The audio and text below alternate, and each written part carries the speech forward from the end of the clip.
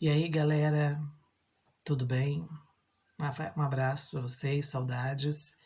Projeto de vida, semana 3, passando rápido.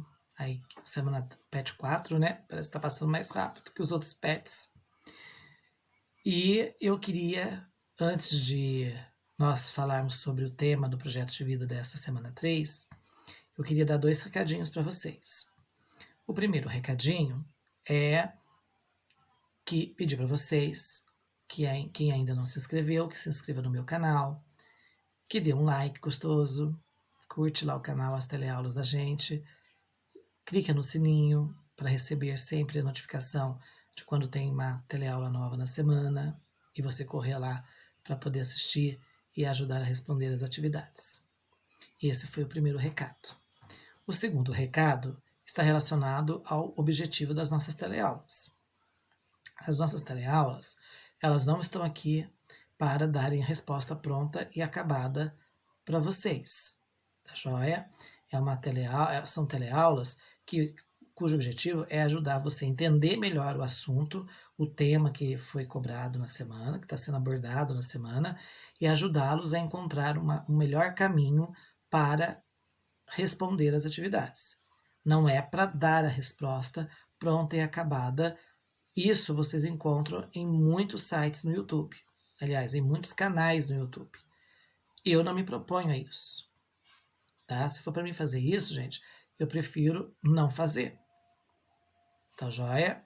Então, o objetivo nosso, mesmo estando online, é o mesmo que se nós estivéssemos com aulas presenciais, de corpo e alma, de corpo presente, como se diz, lá na escola.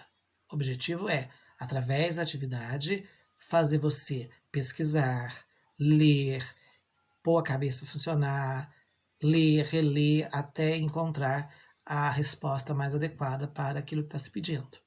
Então, desta forma, você vai estar desenvolvendo as suas habilidades cognitivas, ou seja, você vai estar desenvolvendo a sua capacidade de aprender, de desenvolver pesquisas, de leitura. Você vai estar desenvolvendo o seu cérebro e, portanto, ficando cada vez mais inteligente. Beleza? Muito bem. Esses eram esses 2 recados. Bem, saudades, já disse para vocês, muitas, mas eu não me atrevo mais a dizer quando que a gente volta, porque eu já falava nos outros pets, eu acredito que lá para agosto, setembro a gente volta, e nós já estamos terminando setembro e nós não temos notícias, não temos previsões de volta. Tem muita especulação, muita gente soltando notícias que são verdadeiras fake news. Em outubro, em novembro. Ninguém tem certeza, gente. Ninguém sabe de nada. E eu não me arrisco também a falar mais nada. Né? Se eu fosse um astrólogo ou um cartomante, se fosse para viver disso, meu bem, eu tava ferrado. Porque eu erro tudo. Todas as minhas previsões são varada na água. Então, aguardemos, né? Aguardemos. Vamos ver o que virá daqui para frente. Bem, vamos ao assunto do projeto de vida dessa semana. Nas últimas 2 semanas, ou seja, nas 2 primeiras semanas do PET 4, foi trabalhada a questão da paz, de como você construir sua paz interior, de como você, através da sua paz interior, construir uma paz coletiva, como que você pode mediar e resolver conflitos, seja no trabalho, na escola ou dentro da própria família. Enfim, muito bom. Uma verdadeira aula de terapia. E como eu já disse para vocês, e toda aula, teleaula, eu falo para vocês, eu faço todas as atividades, eu respondo todas as atividades do projeto de vida antes de falar com vocês. Por quê? Porque é uma terapia. Eu adoro, porque a gente se analisa. Eu me sinto um analisado. Quem faz terapia, psicanálise, né? Quem faz análise, fala que é um analisado. É o termo que é usado, né? Na prática Então, eu me sinto um analisado. Por quê? Porque faz eu refletir, faz eu pensar, será que eu estou agindo certo? Será que eu não estou? Será que é, será que não está na hora de eu mudar a minha maneira de pensar, de refletir, mudar a minha vibe, né? Mudar o meu ponto a minha energia através do meu pensamento, para que eu possa atrair coisas melhores, ser uma pessoa melhor, e sendo uma pessoa melhor, ajudar os outros a serem melhores também e a transformar o mundo cada vez melhor. Porque se o mundo é feito por nós, seres humanos, se nós formos cada vez melhores, a tendência é que o mundo também o seja. Tudo fica mais fácil para todos. Então, nessa semana 3, o tema é uma continuação. Só que uma continuação, assim, a questão das gerações, né? Nós sabemos que nós não vivemos exatamente como os nossos pais. Embora Elis Regina tenha cantado brilhantemente a música de Belchior, né? Como nossos pais, quem não teve oportunidade ainda de ouvir, pesquisa na internet, que vocês vão ficar encantados, porque ela comenta na música, né? Ela canta na música justamente essa coisa de que nós, quando jovens, de uma nova geração, a gente tem outros sonhos, curte outros tipos de música, a moda é outra, as gírias, as palavras são outras, a maneira de encarar os relacionamentos mudam, mas no final a gente acaba terminando igual os nossos pais. Mas até que isso aconteça, há muito conflito, há muita briga entre a maneira que o pai e a mãe enxergam o mundo e a maneira que eu, aos 15, 18, 20, 25 anos, enxergo. Então é isso que está trabalhando o projeto de vida essa semana. Essa questão da convivência entre gerações. Gente, muitas coisas para nós que nós achamos supernaturais. Nossos pais acham um absurdo, nossos avós, então, para eles é o cúmulo do cúmulo. Então, a ideia do projeto de vida essa semana é justamente fazer a gente trabalhar a ideia de que é preciso aprender a respeitar as ideias, as novas formas de visões do mundo que os filhos da gente vão adquirindo, porque eles não aprendem só conosco, eles aprendem também na escola, com os outros, com o convívio social. E então o que acontece? É lógico que tem certas coisas que são nocivas para uma geração e serão nocivas para qualquer época, mas tem coisas que não eram tão legais numa geração e eram consideradas legais e que a gente passa a ver numa geração futura que não era legal, que aquilo que era visto como normal, como legal, como tranquilo, na verdade não era tão legal, tão normal, tão tranquilo.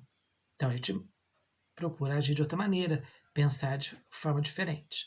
Então, muito legal, adorei esse projeto, o tema do projeto de vida essa semana, muito 10. E aí, a atividade 1 traz um texto e aí vem uma perguntinha fundamental, que é a seguinte: se você tivesse a oportunidade de voltar no tempo, o que será que você acharia da forma de viver dos seus avós? Olha, foi longe, hein? Porque olha que eu falei um pouco atrás, que às vezes os nossos pais já se escandalizam com certas maneiras de nós vermos o mundo, e para nossos avós, então, é o cúmulo do cúmulo. Mas a gente tem que tentar colocar no lugar deles. A gente não tem que ser egoísta de achar que somente eles, pais e avós, têm que se colocarem nos nossos lugares e entenderem que a forma que eu vivo, que eu penso agora é diferente da deles. A gente tem que fazer o exercício inverso também. A gente tem que exercitar essa prática ao inverso. Nós já nos colocamos no lugar dos nossos avós. Por exemplo, eu vou usar a minha experiência como pessoa. Na época da minha avó, não se escolhia com quem você se casava. 99% dos casos, os casamentos já eram arrumados pelos pais, pelos responsáveis da moça principalmente, e do rapaz. Então, não havia aquele amor romântico. Esse amor romântico é uma coisa dos livros do José de Alencar, do Bernardo Guimarães, do século XIX. Esse amor romântico foi criado pela Disney, por Hollywood, onde no final a princesa é despertada do sono por um beijo apaixonado de um príncipe, que ela nunca viu, olha, você vê, que ela nunca viu, que ele nunca viu, né? Ele vê lá uma morta lá, uma mulher linda em seu estado vegetativo, e com um beijo ele se apaixona perdidamente, e com um beijo apaixonado retoma a vida. Então esse amor romântico só existia nas telas, só existia nos livros, porque na prática não era nada disso. Na prática o negócio era carnívoro, era federal. Era casar com quem indicasse. Dos anos 60 para cá, final da década de 60, começo da década de 70 em diante, a coisa começa a mudar. Uma série de movimentos, aí uma nova geração surge, que seria a geração dos nossos pais, no caso minha, né? Aonde você já não tem mais aquela obrigatoriedade de casar com quem te indicarem. Você já pode casar com quem você acha que está apaixonado, com quem você acredita que gosta e vai completar a sua vida, vai te ajudar a ser feliz, porque feliz a gente tem que ser sozinho. Se a gente não é feliz sozinho, a gente não vai ser feliz ao lado de ninguém, porque ninguém é capaz de fazer a gente ser feliz. Pode ajudar, certo? Pode ajudar. Muito bem. A letra B pergunta o seguinte: se existisse uma máquina para te levar até o futuro, o que você acha que iria pensar sobre todas as mudanças que ocorreram? Então, você vai imaginar o futuro. Imagina você, como é que seria o mundo na época dos seus filhos e dos seus netos. Será que eles iam curtir o mesmo tipo de música que você?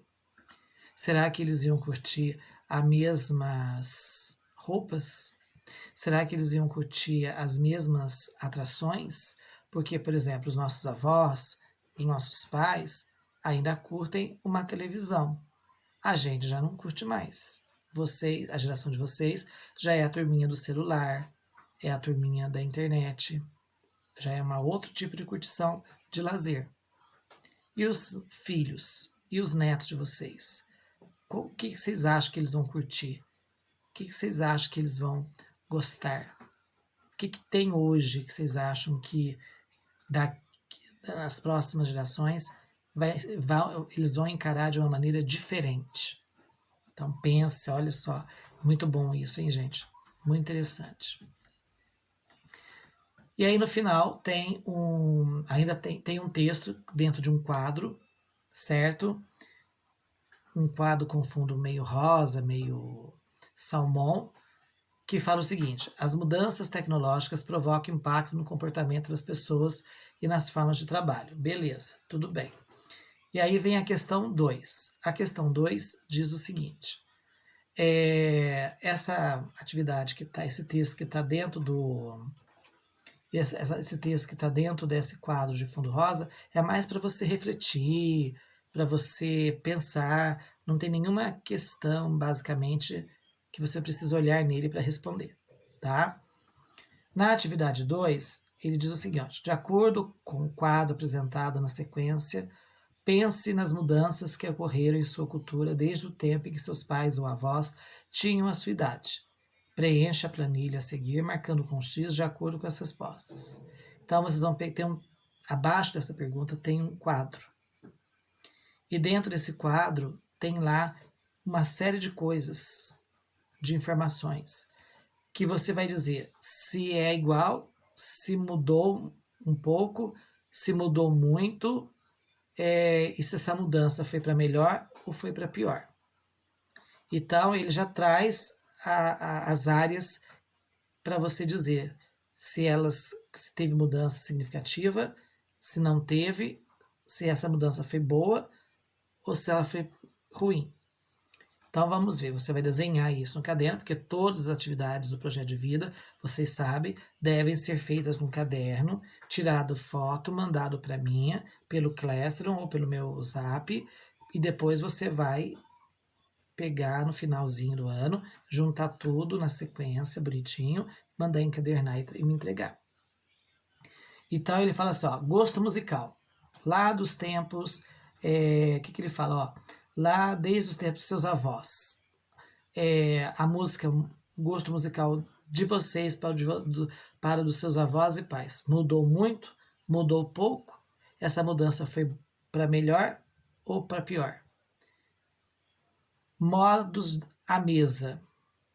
Antigamente, hoje em dia, quando você senta à mesa para uma refeição, é do mesmo jeito que os nossos pais, que os nossos avós sentavam? Há mudanças ou não? Namoro, como é que era o namoro? Namoro mudou pouco ou mudou muito? E essa mudança foi para melhor? Ou sim ou não? E assim ele vai elencando, tá joia? Então você desenhe este quadro exatamente do jeito que está aqui no exercício e preenche ele com um X.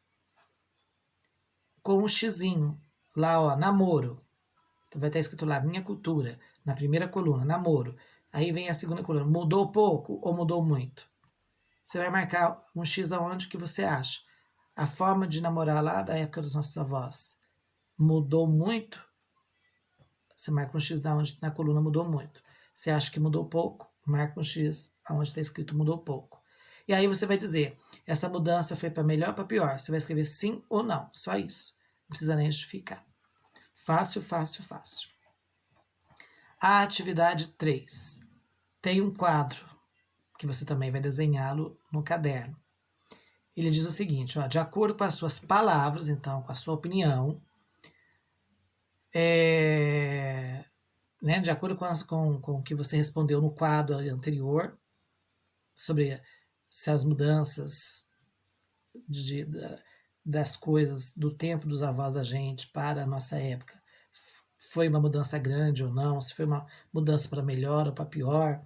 Baseado no que você respondeu na tabela anterior, ele fala o seguinte, ó, cite 3 exemplos de mudanças que você julga mais marcantes. Vale salientar que não tem problema se você escolher uma mudança positiva ou negativa na sua vida ou na vida das pessoas. Então tem 2 colunas. Então, ele pergunta na primeira coluna, quais foram as mudanças mais marcantes na sua vida ou na vida das pessoas? Então você vai escolher 3 mudanças que foram assim muito fortes na sua vida até agora, tá?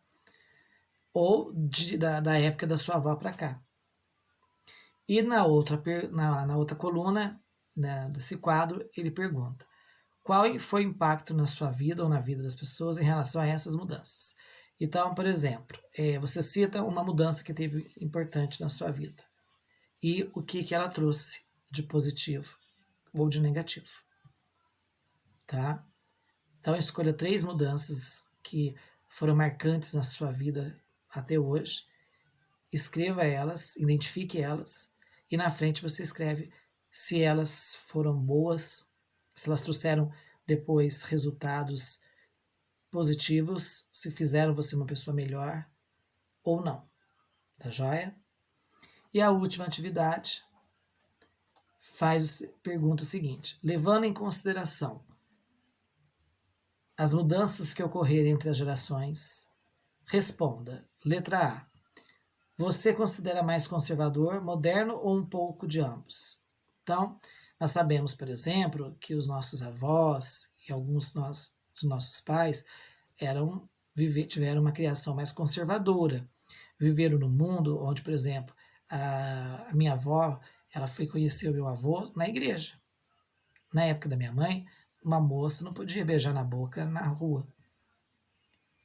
Namorar só dentro de casa, com o pai, a mãe, ou o irmão perto para vigiar, para poder não com medo, né? É o medo de perder a virgindade, uma coisa assim de endoidecer.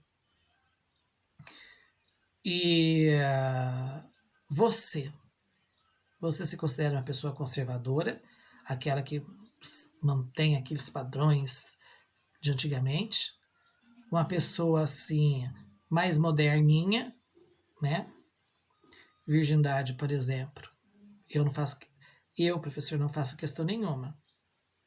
Já perdi, encontrei de novo e perdi de novo. Ou não, você faz questão de casar pura, intacta, envelopada, né?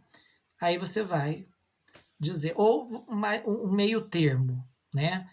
Você vai dizer assim, em termos, por exemplo, o exemplo da virgindade que eu dei, você vai dizer que para você depende da pessoa. Quem se sentir bem casando, vai se sentir bem casando virgem, ótimo, que se case virgem. Quem achar que não, que quer curtir essa parte da vida desde jovem, que curta, que não case virgem.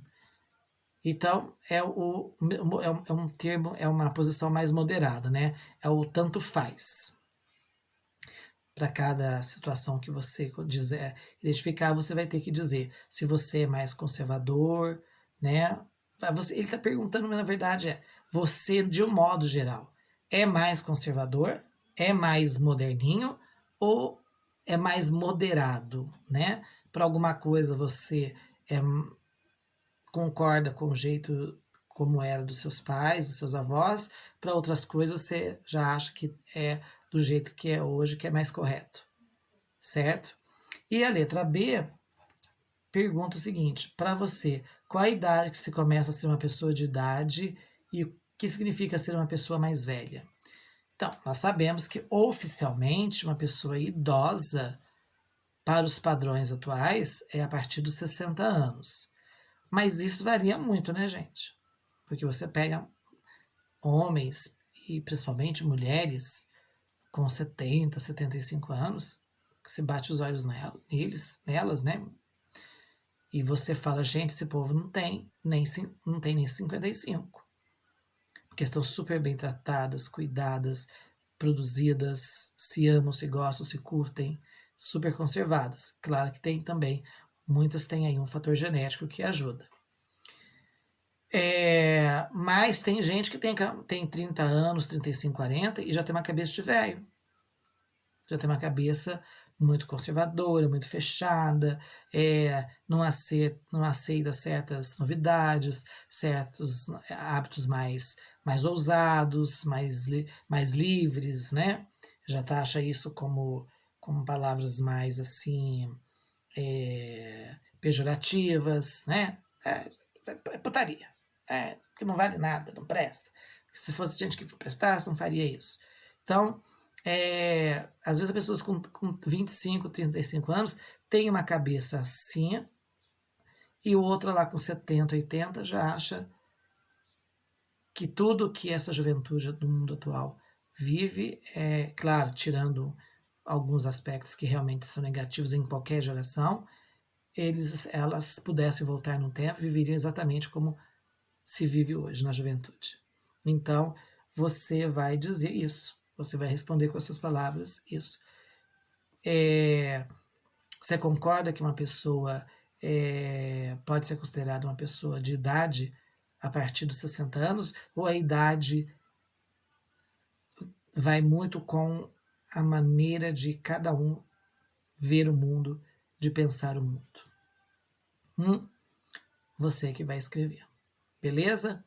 Um forte abraço, capricho. Olha que delícia de atividade, gente. Nossa, adorei, apaixonei. muito bom, né? Uma terapia pura. Abraço, tchau, até mais.